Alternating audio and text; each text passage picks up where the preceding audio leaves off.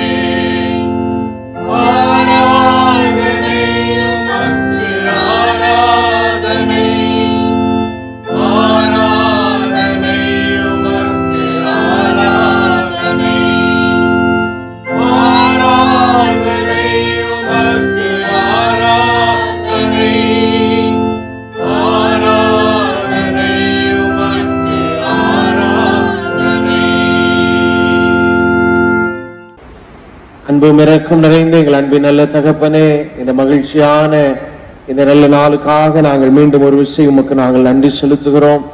இந்த நல்ல நாளிலே நாங்கள் உம்மை தொழுது கொள்ள இந்த மாதத்தின் இந்த முதல் நாளை நாங்கள் காண ஆண்டவர்களுக்கு கிருபை தந்தீர். பரிசுத்த நாளாக இதை ஆசரிக்க ஆண்டவர்களுக்கு கிருபை தந்திருக்கிறீர். உமக்கு நன்றி செலுத்துகிறோம். கர்த்தரது ஆராதனையிலே நீர் வல்லமையாய் வெளிப்படுவீராக. தேவ கிருபையும் தேவதாயும் இந்த புதிய மாதத்திலே வேண்டிய சகல நன்மைகளையும் நாங்கள் பெற்றுக்கொள்ளத்தக்கதாக எங்களுக்கு கிடைக்க செய்ய நாங்கள் வேண்டுகிறோம். இயேசு கிறிஸ்துவின் வல்லமையிலே நாமத்தில் ஜெபிக்கிறோம் பிதாவே, ஆமென். ஆண்டவருடைய நாமத்திற்கு மகிமையாகவும் ஆலய ஆராதனைக்கு ஆர்வமாகவும் நாம் யாவரும் எழும்பி நின்று பாமாலை 367 1, 3, 4 கவிகள் நாம் பாடுவோம்.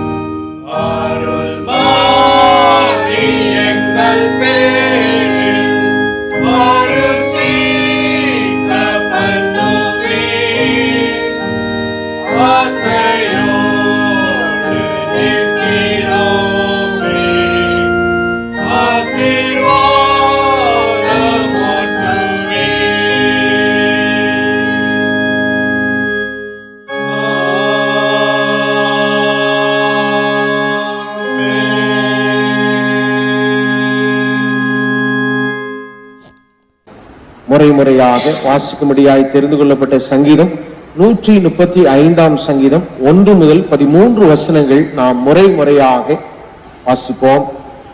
அல்லேலூயா, கர்த்தருடைய நாமத்தை துதியுங்கள், கர்த்தரின் ஊழியக்காரரே துதியுங்கள். கர்த்தருடைய வீட்டில் நமது தேவனுடைய ஆலய பிரகாரங்களிலும் இருக்கிறவர்களே கர்த்தரை துதியுங்கள். கர்த்தர் நல்லவர், அவருடைய நாமத்தை கீர்த்தனம் பண்ணுங்கள், அது இன்பமானது.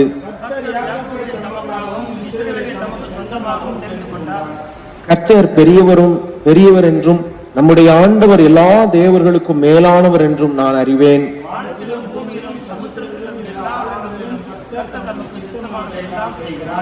அவர் பூமியின் கடையாந்திரங்களிலிருந்து மேகங்களை எழும்ப பண்ணி மலையுடன் மின்னலையும் உண்டாக்கி காற்றை தமது பண்டக சாலையிலிருந்து புறப்பட பண்ணுகிறார்.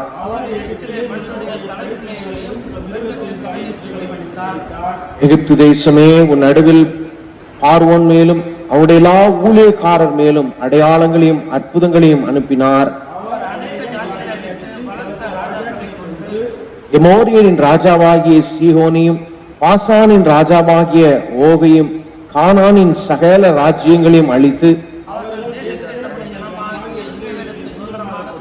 நாம் சேர்ந்து வாசிப்போம். கர்த்தாவே, உம்முடைய நாமம் என்றென்றைக்கும் உள்ளது.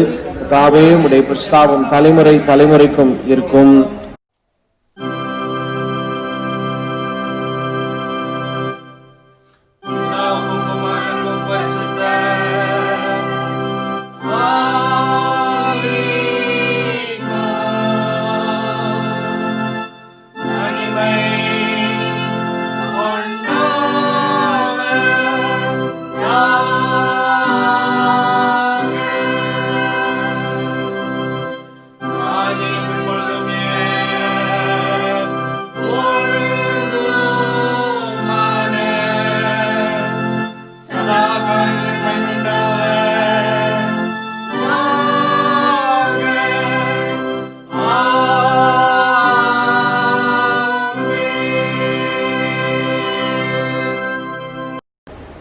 நாம் யாவரும் நம்முடைய விசுவாசத்தை நாம் அறிக்கை செய்வோம். வானத்தையும் பூமியும் படைத்த சர்வபிதாவாகிய தேவனை விசுவாசிக்கிறேன். ஒரே குமாரனாகிய நம்முடைய நாதர் இயேசு விசுவாசிக்கிறேன். அவர் பரிசுத்த ஆவியினாலே கன்னிமரியாதிலிருந்து பிறந்தார்.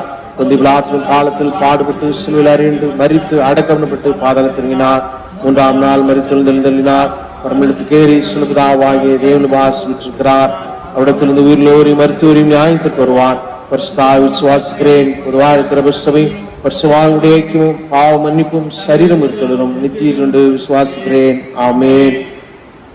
அன்றைய ஜெபத்தை நாம் சேர்ந்து சொல்லுவோம். பரமண்டலங்களில் இருக்கிற எங்கள் பிதாவே, நாம் வருஷப்படுவதாக, இந்த ராஜ்யம் வருவதாக, இந்த சித்தவரத்திலே செய்வது போல் பூமியிலே செய்யப்படுவதாக. அடப்பத்தை தார் எங்களுக்கு மன்னிக்கிற போல் ராஜ்யம் வல்லமையும் மகிமையும் என்னென்றைக்குள்ளே. ஆமென். ஜெபம் செய்வோம். அன்பு இரக்கம் நிறைந்த எங்கள் அன்பின் நல்ல தகப்பனே, இந்த மகிழ்ச்சியான நல்ல நாளுக்காக நாங்கள் உமக்கு நன்றி செலுத்துகிறோம். இந்த 10 மாதங்கள் எங்களை நீர் நடத்தினீர், அதற்காக நாங்கள் உமக்கு நன்றி செலுத்துகிறோம். இந்த 11வது மாதத்தின் இந்த முதலாம் நாளுக்காக ஆண்டவரே, நாங்கள் உள்ளத்தின் ஆழத்திலிருந்து நாங்கள் உம்மை துதிக்கிறோம், சோஸ்தரிக்கிறோம்.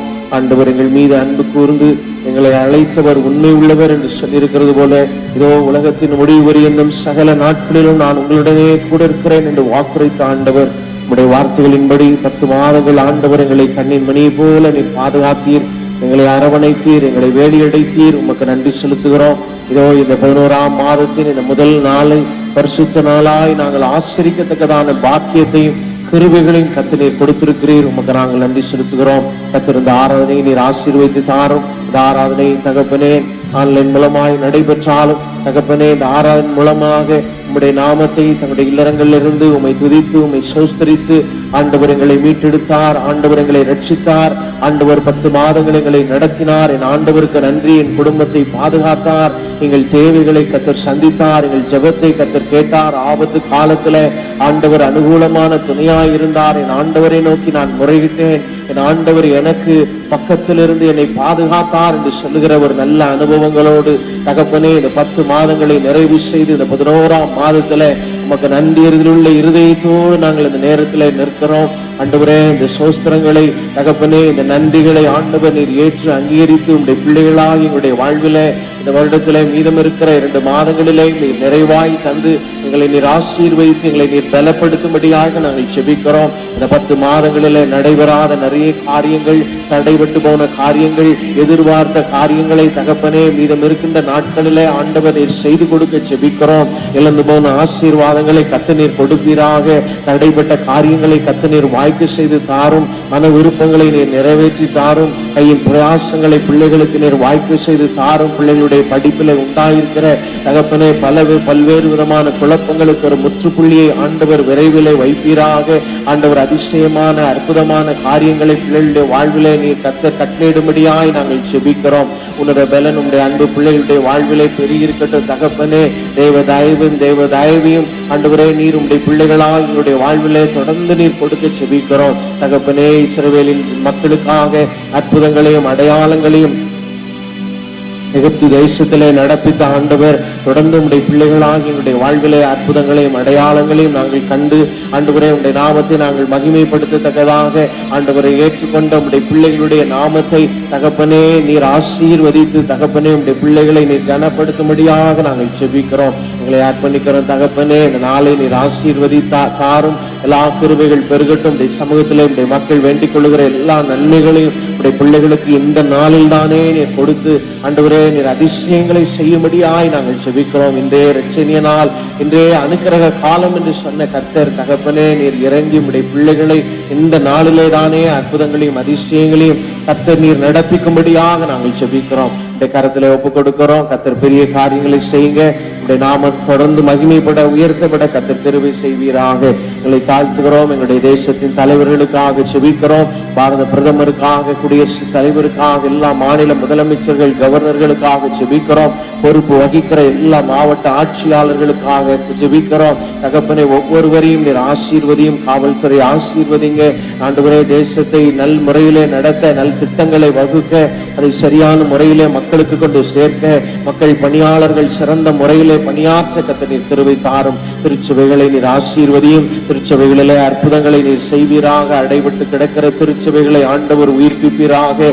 ஆண்டவரே அடைக்கப்பட்ட கல்லறையை திறந்து போட்ட ஆண்டவர் தகப்பனே இன்றளவும் திறந்திருக்க செய்திருக்கிற ஆண்டவர் திருச்சபையின் வாயிலை தகப்பனே ஒருவேளை நாங்கள் இல்லறத்திலிருந்து நாங்களுமே ஆராதித்தாலும் ஆண்டவரே நீர் வாசம் பண்ணுவேன் என்று சொன்ன நம்முடைய ஆலயத்தின் வாசலை திறந்து நாங்கள் கிடுவமாய் ஆண்டவருடைய சமூகத்தில் சென்று ஆண்டவருக்கு நாங்கள் நன்றி செலுத்தத்தக்கதா ஆண்டவர் நீர் கிருபை பாராட்ட நாங்கள் வேண்டுகிறோம். கர்த்தருடைய கிருபை பெருகட்டும். எங்க கர்த்தருடைய ஊழியத்தை நிறைவேற்றுகிற எல்லா தேவ பிள்ளைகளுக்காய் ஜெபிக்கிறோம். விசேஷமாக எங்களுடைய அன்பு பேராயிருக்காக ஜெபிக்கிறோம். அவருடைய குடும்பத்துக்காய் பிள்ளைகளுக்காக ஜெபிக்கிறோம். கர்த்தர் அவர்களையும் அவருடைய குடும்பங்களையும் ஊழியங்களையும் ஆசீர்வதிங்க தகப்பனே. எல்லா குருமார்களுக்காக எங்களுடைய கான்ஃபரன்ஸ்ல பணியாற்றுகிற எல்லா தேவ பிள்ளைகளுக்காக ஜெபிக்கிறோம். கர்த்தர் ஒவ்வொரு குருமார்களையும் அவருடைய குடும்பங்களையும் அவருடைய ஊழியங்களையும் கர்த்தர் நீர் ஆசீர்வதிக்க ஜெபிக்கிறோம். சுவாமி ஆண்டவருடைய அழைப்பினை பெற்றவர்களாய் மிஷனரிகளாக தகப்பனே சுவிசேஷகர்களாக இன்னும் பல்வேறு அழைப்பின் நிமித்தமாய் கர்த்தருடைய ஊழியத்தை ஆங்காங்கே தகப்பனே செய்து கொண்டிருக்கிற அன்பு பிள்ளைகளையும் அவருடைய குடும்பங்களையும் அவருடைய ஊழியங்களையும் கர்த்தர் நீர் ஆசீர்வதித்து அவர்களை நீர் பலப்படுத்துவீராக.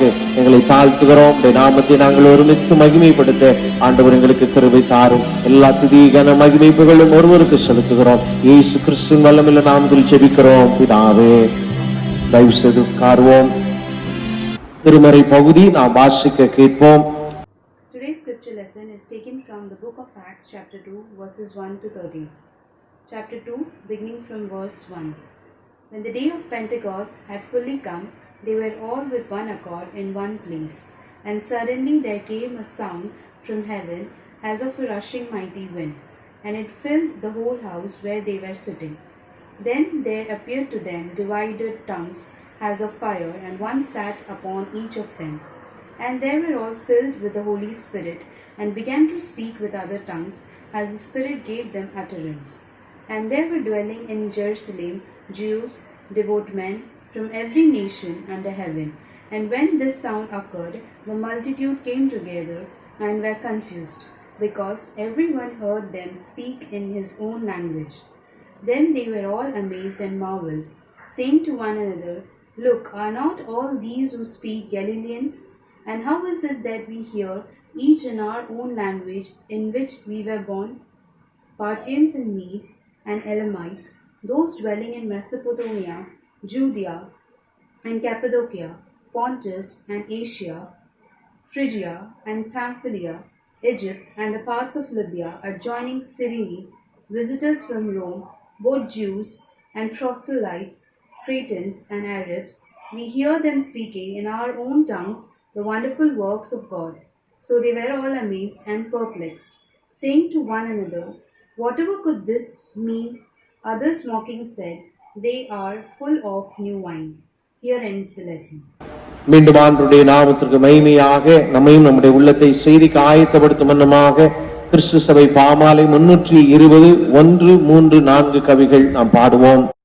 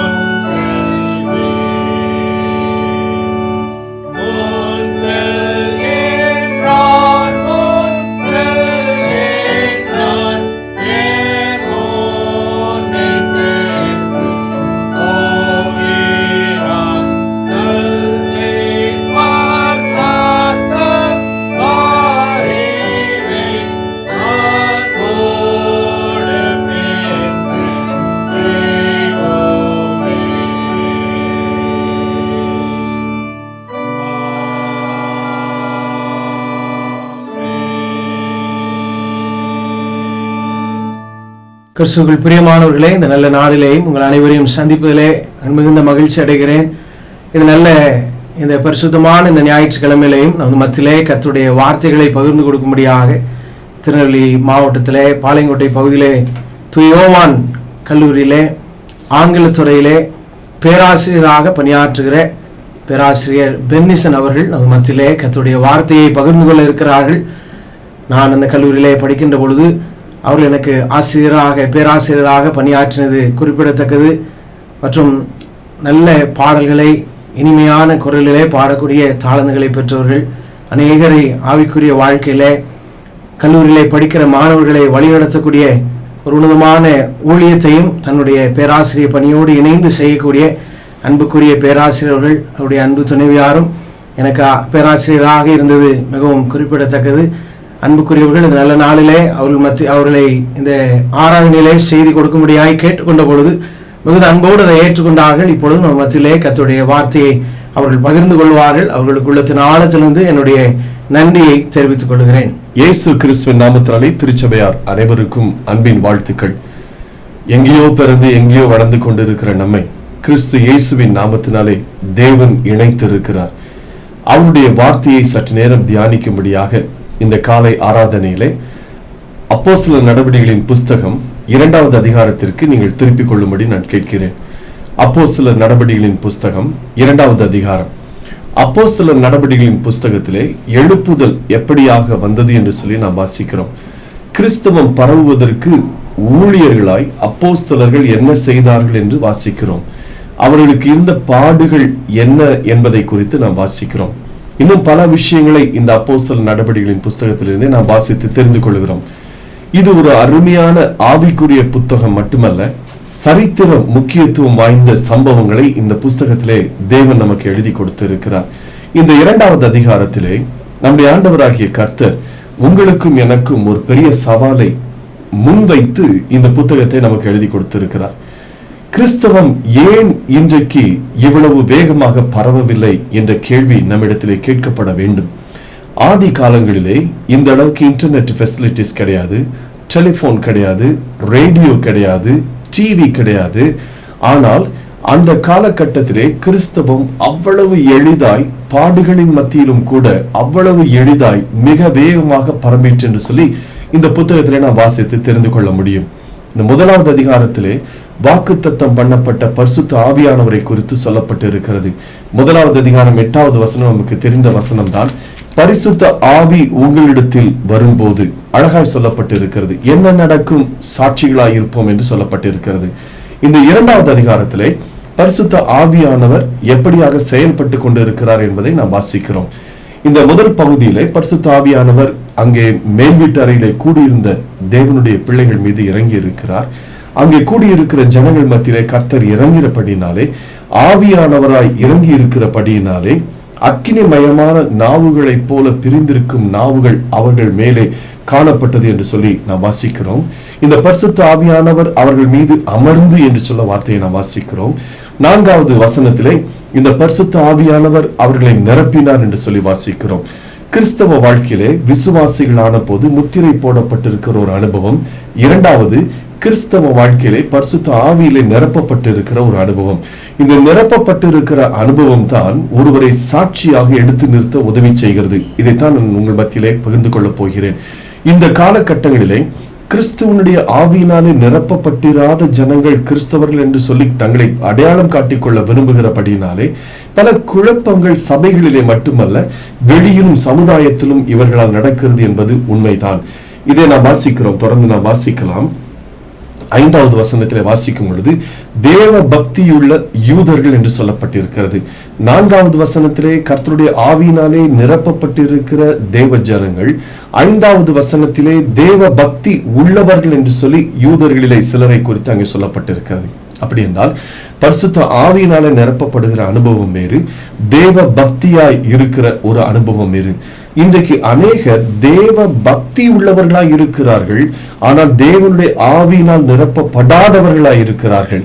இந்த இரண்டு விதமான ஜனங்களையும் நம்முடைய சபைகளிலே நாம் காண முடியும். தேவ பக்தி உள்ளவர்கள் சடங்காச்சாரங்களுக்கு முக்கியத்துவம் கொடுத்திருப்பார்கள். தேவனுடைய ஆவியினாலே நிரப்பப்பட்டிருக்கிறவர்கள் கர்த்தருடைய வார்த்தைக்கு முக்கியத்துவம் கொடுத்திருப்பார்கள். இந்த கர்த்தருடைய வார்த்தைக்கு முக்கியத்துவம் கொடுக்கிறவர்கள் தான் இன்றைக்கு உண்மையான சாட்சிகளாக இருக்க முடியும் என்பதை நாம் புரிந்து கொள்ள வேண்டும். இதை தொடர்ந்து வாசிக்கும் பொழுது 6வது வசனம், 7வது வசனம், 8வது வசனங்களை வாசிக்கும் பொழுது கர்த்தருடைய ஆவியானவர் எப்படியாக அவர்களிலே வெளிப்பட்டார் என்று சொல்லி நாம் வாசிக்கிறோம். இன்னும் தொடர்ந்து வாசிக்கும் பொழுது 8வது வசனம், 9வது வசனம் வாசிக்கும் பொழுது 11 தேசத்தார் அந்த இடத்திலே கூடியிருந்தார்கள் என்று சொல்லி வாசிக்கிறோம். 10வது வசனம், 11வது வசனத்திலே 17 இடத்திலிருந்து வந்தவர்கள் அங்கே கூடியிருந்தார்கள் என்று சொல்லி வாசிக்கிறோம். இவர்கள் எல்லாம் பரிசுத்த ஆவியினாலே நிரப்பப்பட்டிருக்கிற ஜனங்களை பார்க்கிறார்கள். இவர்கள் பார்க்கும் பொழுது பரிசுத்த ஆவியினாலே நிரப்பப்பட்டு இருக்கிறவர்கள் தேவனுடைய மகத்துவங்களை பேசினார்கள் என்று சொல்லி இவர்கள் அடையாளம் கண்டு கொள்கிறார்கள். ஐ ரிப்பீட், இந்த 11 தேசத்தார் இந்த தேவனுடைய ஆவியினால் நிரம்பினவர்களை பார்த்து கொண்டிருக்கிறார்கள். 17 இடத்திலிருந்து வந்தவர்கள் இந்த தேவனுடைய ஆவியினால் நிரம்பி பாஷைகளை பேசுகிறவர்களை பார்க்கிறார்கள். வித்தியாசமான பாஷைகளை பேசுகிறவர்களை பார்க்கிறார்கள். இவர்கள் என்ன பேசினார்கள்? தேவனுடைய மகத்துவங்களை பேசினார்கள் என்று சொல்லி நாம் வாசிக்கிறோம். பரிசுத்த ஆவியினாலே நிரம்பி இருக்கிறவர்கள் சாட்சிகளாய் இருக்கும்படியாக தேவனுடைய மகத்துவங்களை பேசுவார்கள் என்று சொல்லி எழுதப்பட்டிருக்கிறது. எனக்கு அன்பானவர்களே, நீங்களும் நானும் கர்த்தருடைய நாமத்தினாலே ரட்சிக்கப்பட்டிருக்கிறோம் என்று சொல்லப்பட்டிருக்கிற ஒரு அனுபவத்திற்குள்ளே நாம் வந்திருந்தாலும் அவருடைய ஆவியினாலே முத்திரை போடப்பட்டிருக்கிறோம் என்ற அனுபவத்திலே வாழ்ந்து வந்த போதிலும் அவருடைய ஆவியினாலே நிறைந்திருக்கிற அனுபவம் நமக்கு உண்டா? அவருடைய ஆவியினாலே நிரப்பப்பட்டிருக்கிற அனுபவம் நமக்குள்ளே இருக்கும் பொழுது நாம் தேவனுடைய மகத்துவங்களை பேசிக் கொண்டிருப்போம். வேறு விஷயங்களை பேசுவதை விட்டு, அந்நிய காரியங்களினுடைய மகத்துவங்களை குறித்து பேசுவதை விட்டு நாம் தேவனுடைய மகத்துவங்களை பேசுவதை நம்முடைய வாழ்க்கையிலே சாதாரணமாக கடைபிடித்து வருவோம். சிலரை பாருங்கள், பிசாசை குறித்து, பிசாசினுடைய கிரியைகளை குறித்து அதிகமாக பேசுவார்கள். ஆனால் கர்த்தருடைய ஆவியினால் நிரம்பி இருக்கிறவர்கள் கர்த்தருடைய மகத்துவங்களை குறித்து பேசுவார்கள் என்று எழுதப்பட்டிருக்கிறது. ஆகவே பிரியமானவர்களே, நம்மில் இருக்கிற ஆவியானவர் கர்த்தருடைய மகத்துவங்களை குறித்து, கர்த்தருடைய ஆவியானவர் நமக்குள்ளே இருக்கும் பொழுது தேவனுடைய மகத்துவங்களை குறித்து பேசுகிறவர்களாய் நம்மை மாற்றிக்கொள்ள வேண்டும் என்று சொல்லி நாம் ஆசைப்பட வேண்டும். இன்னும் இதை தொடர்ந்து வாசிக்கும் பொழுது 12வது வசனத்திலே இது என்னமாய் முடியுமோ, இது எப்படிடா முடியும்? என்னுடைய நண்பர் ஒருவர் ஜெர்மனி தேசத்திலே பணியாற்றி கொண்டிருக்கும் பொழுது அவரோடு கூட சேர்ந்து ரஷ்ய நாட்டை சேர்ந்த 2 பேரும் அவர்கள் ஒரு டீ குடிப்பதற்காக ஒரு காஃபி கடையில போய் நின்று டீ குடித்துக் கொண்டிருந்திருக்கிறார்கள். அப்பொழுது பக்கத்திலே ஆலயத்திலே ஆராதனை நடந்து கொண்டிருக்கிறது. அங்கே இருக்கிற அந்த பாஸ்டர் அந்நிய பாஷையில நிரம்பி தேவனை துதித்து பேச ஆரம்பித்திருக்கிறார். இந்த என்னுடைய நண்பர், நம்ம திருநெல்வேலிக்காரர் அவரு, நம்ம தமிழ்நாட்டை சேர்ந்தவர் அவரு, என்னுடைய நண்பர் அந்த இடத்திலே இந்த நண்பரோடு பேசிக் கொண்டிருக்கும் பொழுது இந்த ரஷ்ய நண்பர் சொல்லி இருக்கிறார், இங்க இந்த மனுஷன் ரஷ்ய பாஷை பேசுறாரு என்று சொல்லி பேசி இருக்கிறார். ஆனால் அந்த பாஸ்டர் ரஷ்யாவுக்கு போனது கிடையாது, ரஷ்யாவை படித்தது கிடையாது. கர்த்தருடைய ஆவியானவர் ஒரு மனிதனை நிரப்பி இருக்கும் பொழுது சில நேரங்களிலே சில பாஷைகளை பேசும் பொழுது இன்னொருவர் அதை புரிந்து கொள்வார் என்று சொன்னால் அது என்ன பாஷை என்று அவர்களுக்கு புரிந்துவிடும். எனக்கு ஒரு அருமையான ஊழியக்காரர் கற்றுக் கொடுத்தார். ஆங்கிலத்திலே பேசுவது நமக்கு மிகவும் எளிது என்று கற்றுக் கொடுத்தார். இன்னைக்கு ஒரு சிலர் நமக்கு சொல்றதை கேட்டிருக்கிறோம், ஆங்கிலத்துல பேசுறது அவ்வளவு கஷ்டம் என்று சொல்லுகிறதை நாம் கேட்டிருப்போம். ஆனால் ஆங்கிலத்திலே பேசுவது நமக்கு மிகவும் எளிது என்று சொல்லி கற்றுக் கொடுத்தார். எப்படி என்று கேட்டேன். அவர் சொன்னார், ஆங்கிலம் அந்நிய பாஷை. நீங்கள் புரிந்து கொள்வீர்கள், ஆங்கிலம் அந்நிய பாஷை. நீ ஒருவேளை மெசேஜ் கொடுக்கும் போது வேற எங்கேயாவது பேசும்போது இங்கிலீஷ்ல பேசணும் அப்படின்னு சொன்னா கர்த்தருடைய ஆவியானவர்கிட்ட உன்னை ஒப்பு கொடுத்துப்போ, அந்த கர்த்தருடைய ஆவியானவர் உன்னை நிரப்பும் பொழுது அந்நிய பாஷை கர்த்தருடைய ஆவியானவர் ஆங்கிலத்திலே உன்னை மிக சரளமாக மற்றவர்கள் வியந்து போகும்படியாக பேச வைப்பார் என்று சொல்லி இதை நான் அனுபவித்திருக்கிறேன். எனக்கு அன்பானவர்களே, நாம் பேசுகிற பாஷையை இன்னொருவர் புரிந்து கொள்ளும்படியாக ஆவிக்குரியவைகளை நிதானி தருகிறான் என்றால் நாம் பேசுகிற ஆவிக்குரிய ரகசியங்களை இன்னொருவன் ஆவிக்குரிய அனுபவத்தில் இருக்கிறவன் எளிதாக புரிந்து கொள்வான். அதே போன்று அந்நிய பாஷையில நாம் பேசும் பொழுது இந்த பாஷை நமக்கு தெரியாவிட்டாலும் கர்த்தருடைய ஆவியானவர் நம்முடைய ஆவியிலிருந்து பேசும் பொழுது இன்னொருவர் அதை புரிந்து கொள்வதற்கு இது வாய்ப்பாக இருக்கும். இன்னும் தொடர்ந்து வாசியுங்கள். எல்லாரும் நின்று கிண்டல் எடுத்துக் கொண்டிருக்கிறார்கள். இது என்னமாய் முடியுமோ என்று சொல்லி ஆங்கில வேதாகமத்திலே சொல்லுகிற ஒரு வார்த்தை சொல்லி ஸ்பின்னிங் their head என்று சொல்லி, ஸ்பின்னிங்னா பம்பரம் இல்லையா, பம்பரம் தலையை சுத்திருச்சான் அவங்களுக்கு.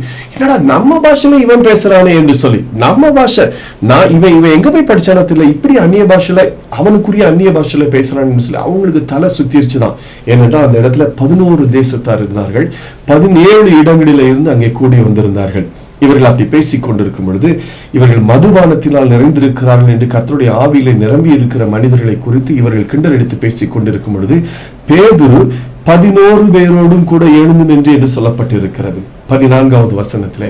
எனக்கு அன்பானவர்களே, இன்றைக்கு நம்முடைய கிறிஸ்தவம் ஆதி நாட்களிலே இருந்தது போல வேகமாக பரவாததற்கு ஒரு முக்கிய காரணம், இந்த கிறிஸ்துவை அறிந்தவர்கள் இன்னொரு கிறிஸ்துவை அறிந்தவனுக்கு துன்பம் வரும் பொழுது அவன் அமைதியாய் இருப்பதுதான்.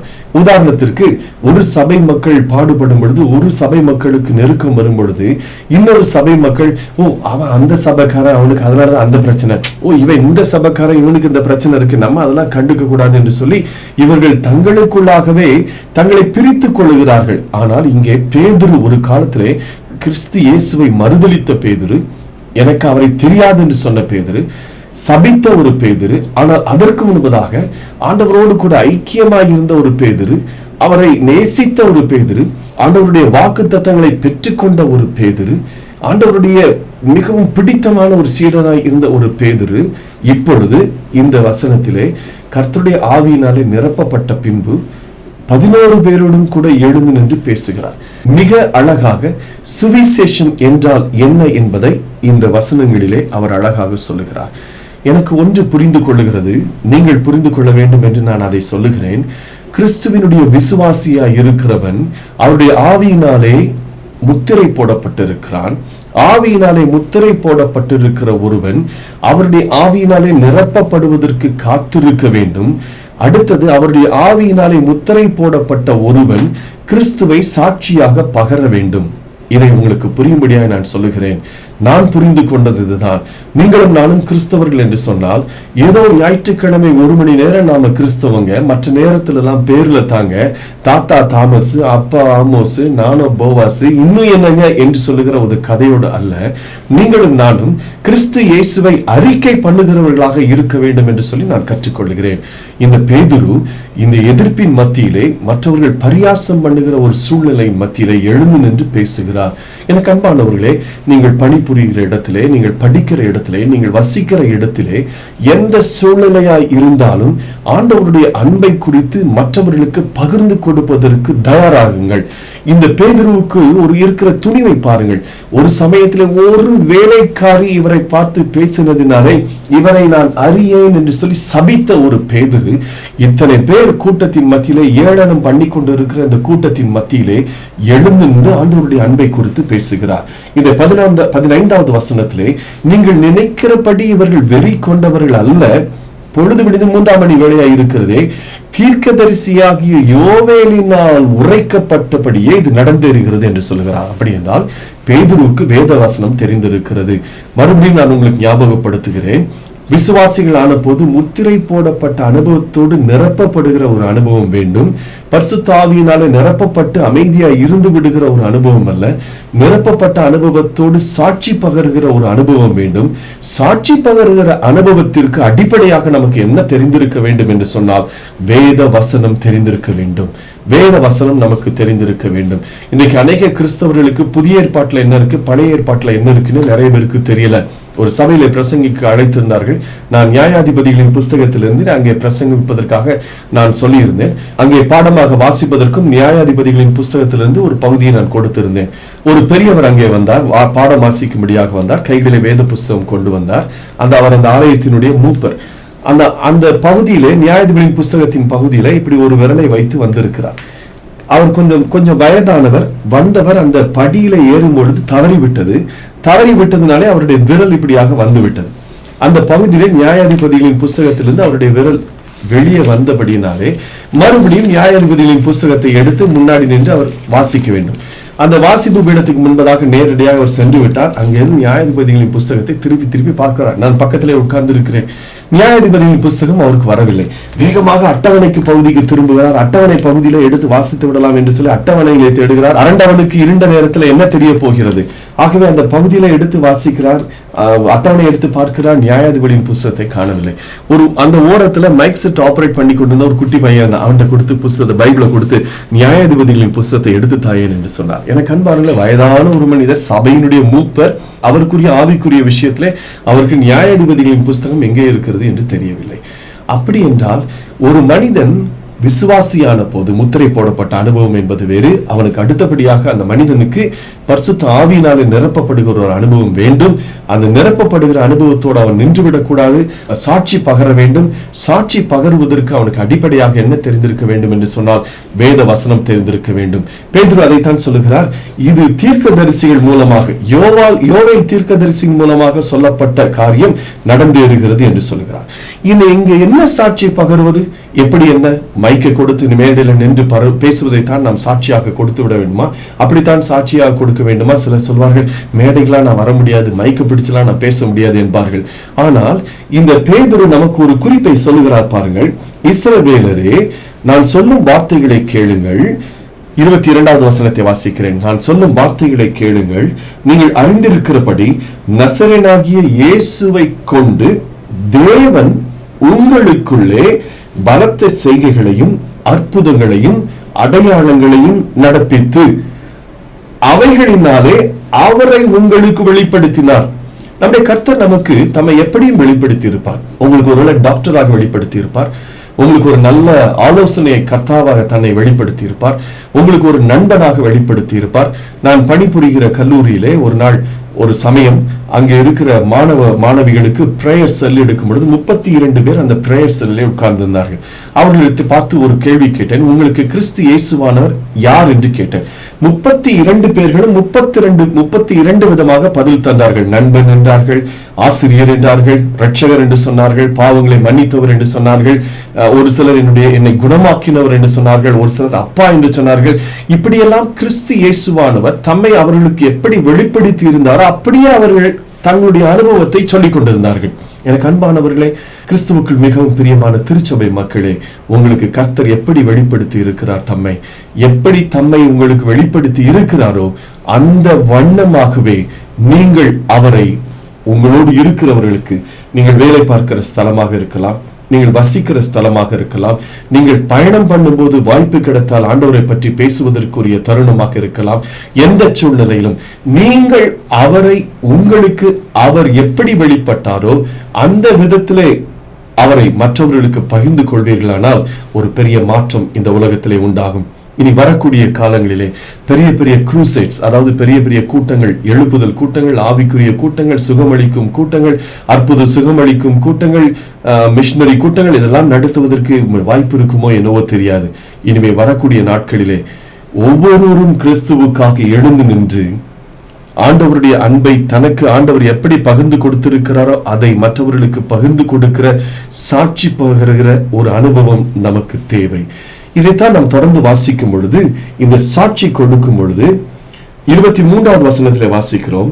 தேவன் நிர்ணயித்திருந்த ஆலோசனையின் படியையும் அவருடைய முன்னறிவிப்பின் படியையும் ஒப்புக் கொடுக்கப்பட்ட அந்த இயேசுவை நீங்கள் பிடித்து அக்கிரமக்காரருடைய கைகளினாலே சிலுவையில் ஆணியடித்து கொலை செய்தீர்கள்.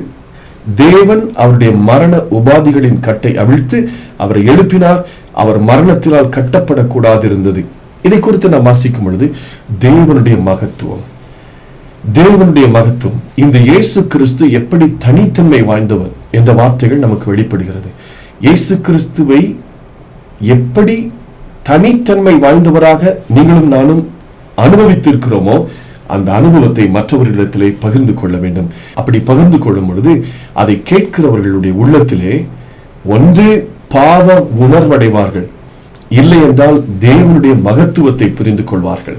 அதனுடைய விளைவு என்ன? இங்கே ஆயிரக்கணக்கானோர் இருதயத்திலே குத்துண்டவர்களாய் மனம் திரும்பினார்கள் என்று சொல்லி நாம் வாசிக்கிறோம். 43வது வசனத்திலே, அதற்கு முன்பதாக 40வது வசனத்திலே, இன்னும் அநேக வார்த்தைகளாலும் சாட்சி கூறி மாறுபாடுள்ள இந்த சந்ததியை விட்டு விலகி உங்களை ரட்சித்துக் கொள்ளுங்கள் என்றும் புத்தி சொன்னார். ஒரு விசுவாசிக்கு, பரிசுத்த ஆவியினாலே முத்திரை போடப்பட்டவனுக்கு, பரிசுத்த ஆவியினாலே நிரம்பி இருக்கிறவனுக்கு, சாட்சி பகருகிறவனுக்கு, தேவனுடைய மகத்துவங்களை குறித்து பேசுகிறவனுக்கு, தேவனுடைய மகிமை குறித்து பேசுகிறவனுக்கு புத்தி சொல்வதற்கு தெரிந்திருக்க வேண்டும், புத்தி சொல்ல வேண்டும். அதைத்தான் இந்த 40வது வசனத்திலே நாம் வாசிக்கிறோம். இதை தொடர்ந்து நாம் வாசிக்கும் பொழுது, தேவனுடைய ஆலயத்திலே ஒருமனப்பட்டவர்களாய் அவர்கள் எல்லாரும் கூடியிருந்தார்கள் என்று சொல்லி 40வது வசனம் 41வது வசனத்திலே வாசிக்கிறோம். ஒருமனப்பட்டு கூடியிருந்தார்களாம். அந்த ஒருமனப்பட்டு தேவனுடைய ஆலயத்திலே கூடியிருந்தபடியினாலே கபடமில்லாத இருதயம் உள்ளவர்களாய் இருந்தார்களாம். கபடமில்லாத இருதயம் உள்ளவர்களாய் இருந்தார்களாம்.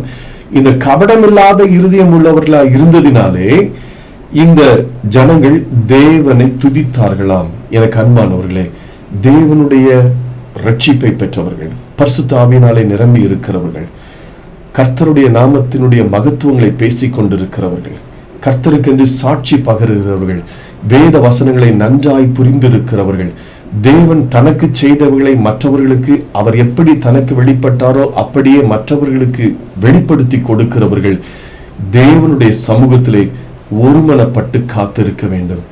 ஒருமனப்பட்டு காத்திருக்கிறதோடு மட்டுமல்லாமல் தேவனை துதிக்கிற ஒரு அனுபவம் நிறைந்தவர்களாய் இருப்பார்கள். தேவனை துதிக்கிறதுனாலே அங்கே இருக்கிற சூழ்நிலையிலே ரட்சிக்கப்படுகிற ஜனங்கள் அந்த சபையிலே கூடிக்கொண்டு வந்தார்கள். இன்றைக்கு நம்முடைய சபையினுடைய நிலவரம் என்ன? நான் அதை ஆகவே முதலிலே கேட்டேன், ஆதியிலே கிறிஸ்தவம் பரவின வேகத்தை காட்டிலும் இப்பொழுது கிறிஸ்தவம் பரவுகிற வேகம் குறை.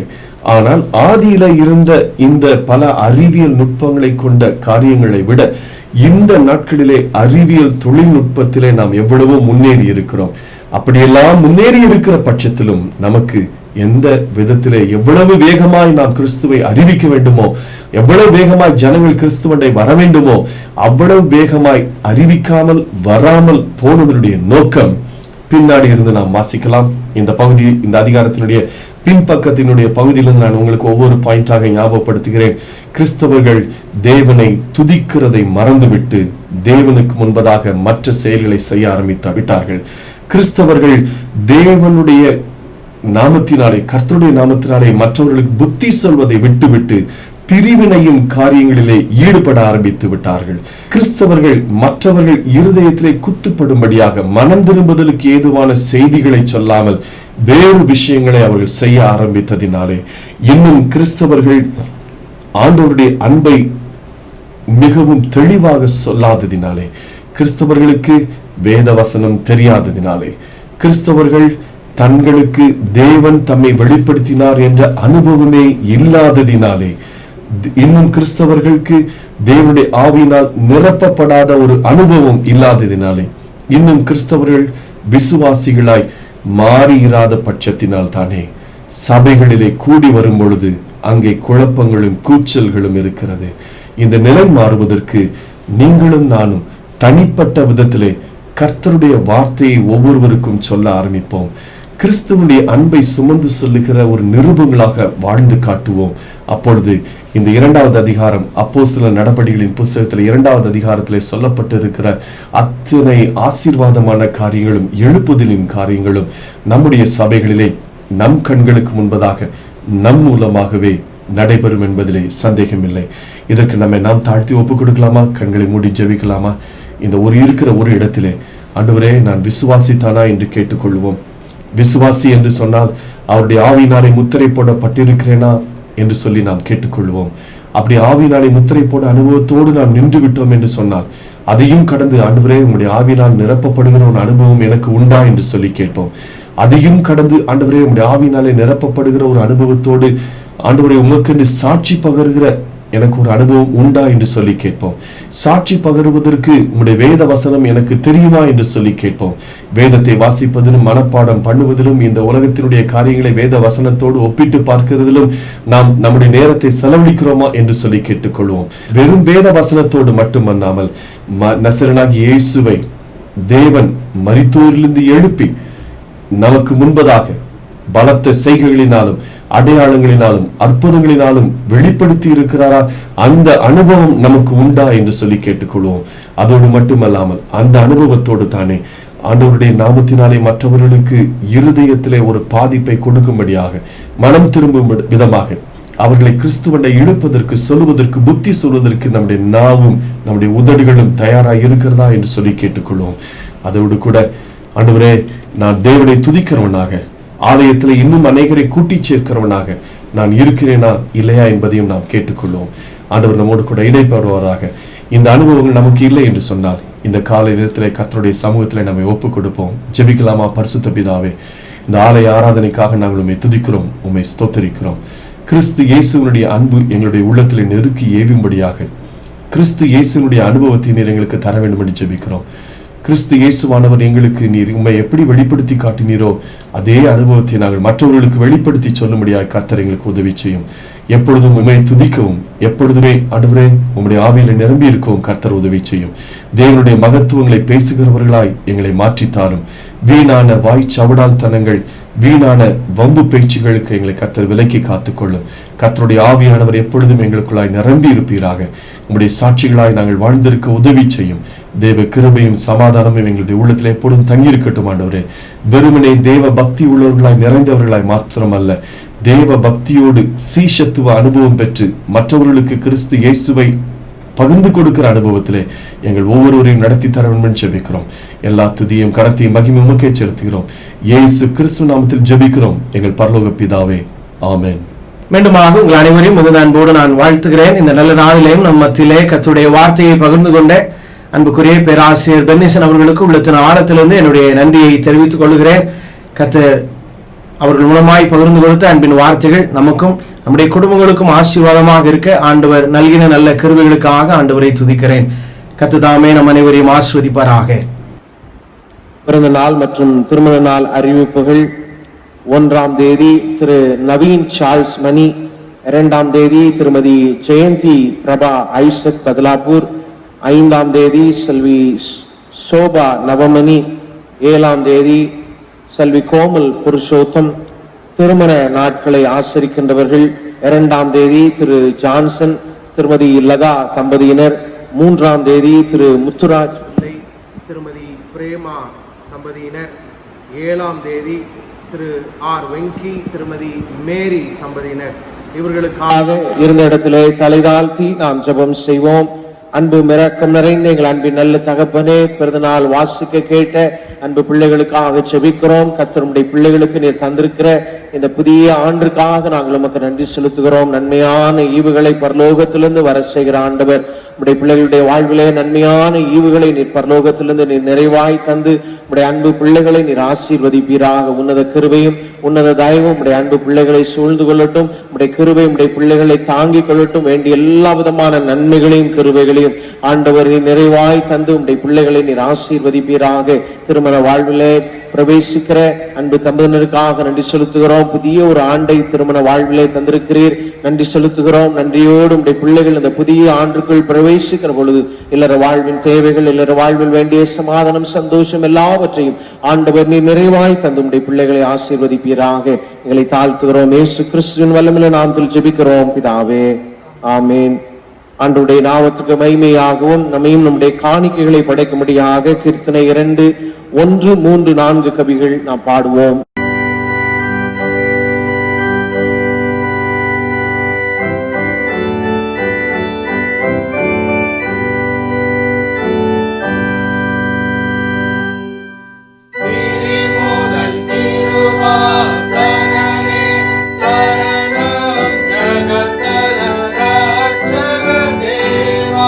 சரணம் இதமனுதினம் சரணம் கணாட்சி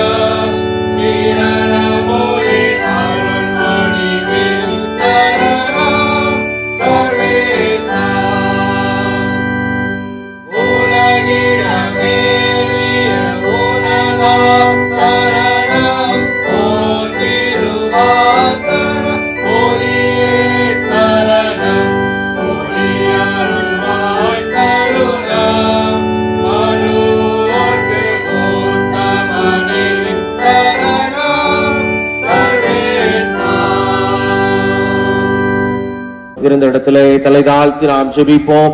அன்பு இரக்கம் நிறைந்த எங்கள் அன்பின் நல்ல தகப்பனே, மீண்டும் ஒரு விஷயம் உமக்கு நன்றி செலுத்துகிறோம். சமூகத்திலே படைக்கப்பட்ட இந்த அன்பின் காணிக்கைகளை கர்த்தர் ஏற்று அங்கீகரிப்பீராக. ஆண்டவர் தாமே மன உற்சாகத்தோடு படைக்கிற காணிக்கைகளை ஏற்றுக்கொள்ளுவேன் என்று சொன்ன ஆண்டவர் தகப்பனை இப்பொழுதும் தங்களுடைய இல்லறத்திலே கர்த்தருடைய நாமத்துக்கு மகிமையாய் சேமித்து வைத்திருக்கிற இந்த அன்பின் காணிக்கைகளை கர்த்தர் சுகந்த வாசனையாய் ஏற்று அங்கீகரித்து ஆசீர்வதித்து உடைய பிள்ளைகளை மென்மேலும் பலப்படுத்த வேண்டுகிறோம். இப்பொழுதும் வானத்திலும் பூமியிலும் உள்ளவைகள் எல்லாம் உம்முடையவைகள் உம்முடைய கரத்திலிருந்து வாங்கி உமக்கே செலுத்துகிறோம். ஆமென். நம்முடைய கர்த்தராகிய இயேசு கிறிஸ்துவின் கிருபையும் பிதாவாகிய தேவனுடைய அன்பும் பரிசுத்த ஆவியானவருடைய அந்யோன்ய ஐக்கியமும் நம்முடையவரோடும் இன்றும் என்றும் சதா காலங்களிலும் நிறைவாக தங்கியிருப்பதாக.